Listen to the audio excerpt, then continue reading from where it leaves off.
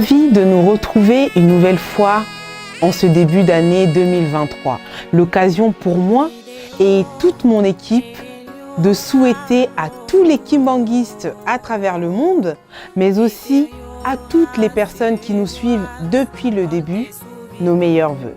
Bienvenue à ce nouveau rendez-vous d'une date, une histoire, votre magazine consacré à l'œuvre et à la mission de Papa Simon Kimbangu, dont la pérennisation passe indubitablement par sa progéniture, donc à ses trois fils à qui il a su attribuer des rôles bien précis. S'il est établi que la destinée de l'Église était vouée aux Benjamins, la tutelle du sanctuaire, donc Nkamba, au Puiné, il semble pourtant improbable pour beaucoup de cerner la mission dévolue à l'aîné pour perpétuer l'œuvre de l'envoyé spécial. Pourtant, il est le seul des trois fils de Papa Simon Kimbangu que l'on peut considérer comme témoin immédiat et privilégié de tous les actes de puissance qu'avait opéré leur père. Il a à peine 7 ans lorsqu'il sera arrêté avec sa mère et ses frères le jeudi 15 septembre 1921. Mais ce qui le singularise avec les autres garçons de son âge, c'est le fait qu'il soit traîné et jugé dans un tribunal militaire. Son seul forfait, c'est d'être le fils aîné de Simon Kimbangu. Il jouera plus tard un rôle prépondérant pour l'acquisition de l'indépendance en 1960. Pourtant, ce résistant de première heure fait partie de ce que l'on peut qualifier aujourd'hui des oubliés de la République. Kisolokele Lukelo, le héros oublié, c'est le 15e numéro consacré à un homme d'exception, l'homme à la première personne.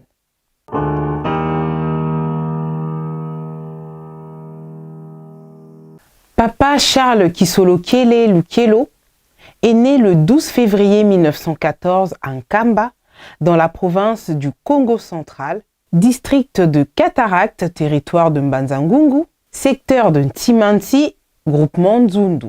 Pratiquement 6 mois avant le début de la Première Guerre mondiale. Fils de Papa Simon Kimbangu et de maman Marie Mwilu Kiawanga, Papa Nkulutu, comme les kimbanguistes aimaient affectueusement l'appeler, a eu une grande progéniture et fut marié à maman Pauline Tsaloulou. Mais retournons d'abord en 1921. Papa Charles Kisolokele fut convoqué à la cour par le juge Derossi pour témoigner à charge contre son père pour les faits qui lui étaient reprochés. Pendant l'audience, l'interrogatoire s'est transformé en menace parce que l'enfant Kisolokele confirme la véracité des miracles opérés par son père. Malgré les flatteries du juge, il refuse de tordre la vérité et de trahir la noble cause pour laquelle ils sont traînés devant le conseil de guerre. À son jeune âge, le fils de Kimbangu avait conscience qu'il ne pouvait en aucun cas faire preuve de trahison et de déshonneur car mu par la passion de la vérité. Le jeune Kisolokele n'a pas froid aux yeux et ne se laisse pas intimider par cette constellation d'étoiles qui orne le torse du juge capitaine de Rossi. Ses réponses finissent par irriter le juge qui ordonna au soldat qui se trouvait à côté de lui de le frapper. Le soldat refuse d'exécuter l'ordre du juge. Il sera arrêté pour refus d'obtempérer. Le pouvoir colonial va se résoudre à le déporter finalement à Boma avec sa grand-mère, maman Kinzembo, le 14 octobre 1921. Pour l'empêcher de reconnaître le chemin, ils effectuent une partie du voyage dans la cale du bateau appelée Hirondelle, comme à l'époque de la traite négrière. Arrivé à Boma, sa grand-mère, pourtant saine de corps et d'esprit, fut internée dans un asile de fous où il lui fut administré tous les jours plusieurs piqûres contenant d'étranges contentions chimiques. Quant à l'enfant Kisolokele, il fut acheminé dans la colonie scolaire où, en dehors d'autres tortures qu'il subit, les prêtres le soumettent à un épuisant lavage de cerveau qui consiste à extirper de sa tête sa filiation avec Papa Simon Kimbangu, qui pourtant est son père biologique, ce qu'ils ne réussiront jamais.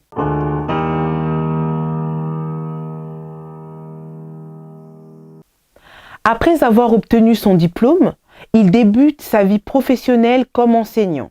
Il devient par la suite agent dans l'administration publique jusqu'à atteindre, avant l'indépendance, le grade d'administrateur du territoire adjoint. Il est le premier Congolais à occuper ce grade.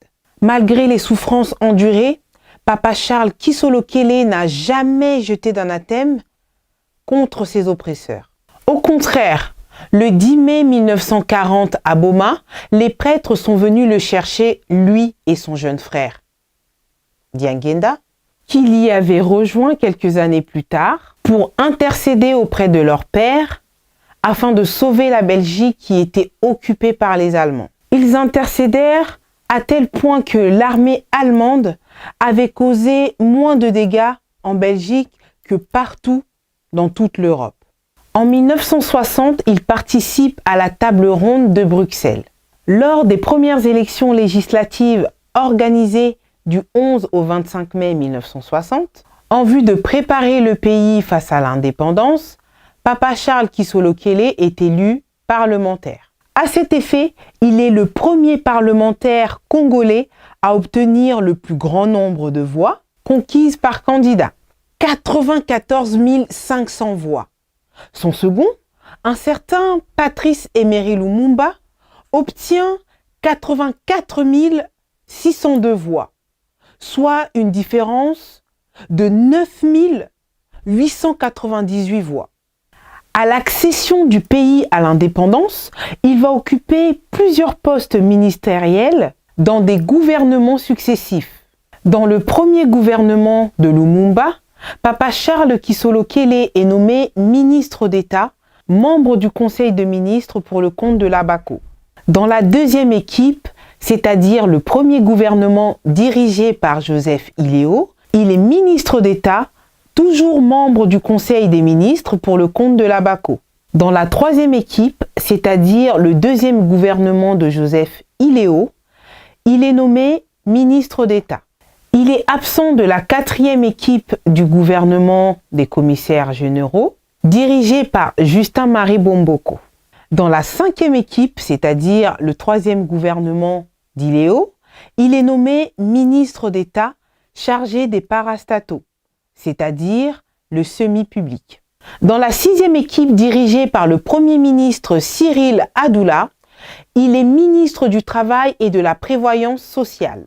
Il importe de préciser que c'est sous son impulsion que fut créé l'Institut national de sécurité sociale, l'INSS, aujourd'hui connu sous le nom de la Caisse nationale de sécurité sociale. Il faut aussi mettre dans son actif la création de l'Institut national de préparation professionnelle, l'INPP. Nationaliste de première heure, il participe avec quelques membres du gouvernement à une mission de pacification dans la province du Congo central à la suite des émeutes et des mutineries à Mbanza-Ngungu. Sa présence sauve la vie à plusieurs expatriés belges qui étaient retenus comme otages par les mutins. Dans le contexte de l'après-indépendance, il était tout à fait normal d'avoir un interlocuteur pour plaider la cause de Papa Simon Kimbangu et de défendre les intérêts de la nouvelle église naissante, fraîchement sortie des cendres, des brimades, des tueries et des déportations de la part de l'oppresseur. C'est ce que fut et fit Papa Charles Kisolo-Kele.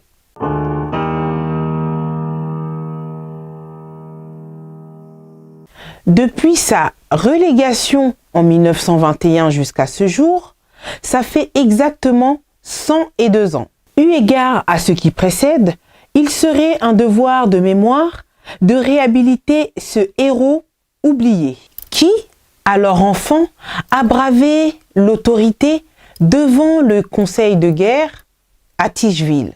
Il a refusé de trahir la juste cause de la lutte menée par son père en défendant les valeurs capitales auxquelles aspirait l'homme noir en général et le congolais en particulier, à savoir la dignité humaine, pour ne citer que celle-là. Permettez-moi de réfléchir à haute voix. Si Papa Kisolokele Lukelo, enfant de 7 ans à l'époque des faits, avait succombé au dire alléchant du juge, qu'aurait-il alors laissé comme héritage en termes de patriotisme, nationalisme, altruisme? Heureusement pour nous, il n'a jamais trahi et reste un modèle d'abnégation. Papa Charles Kisolokele décède le 17 mars 1992 en Belgique et repose à ce jour en Kamba, Nouvelle-Jérusalem. S'il arrivait à la République de rendre un hommage à Papa Charles Kisolokele, la force de l'histoire insufflerait à la plus haute autorité de l'État de bien vouloir tirer des oubliettes ce héros méconnu en l'admettant, pourquoi pas, au grade de commandeur dans l'ordre de héros nationaux. Il sied de rappeler que son engagement dans la politique était pour servir les autres et non pas pour assouvir des besoins personnels. Son combat pour la vie sociale s'est caractérisé par la mise en place des projets de participation active visant à pousser ses contemporains à lutter sans cesse et à avoir foi à un lendemain glorieux. Il ne cessait de dire « Je suis descendu sur terre pour améliorer le social de l'homme noir ». Et son souhait le plus cher était que l'on se retrouve tous de l'autre côté. Aujourd'hui, au vu de l'œuvre matérielle qu'il a accomplie, nous ne pouvons que nous incliner devant ces héros méconnus. L'homme à la première personne. En attendant de nous retrouver probablement de l'autre côté, je vous donne rendez-vous à une nouvelle date pour une nouvelle histoire. Vidéo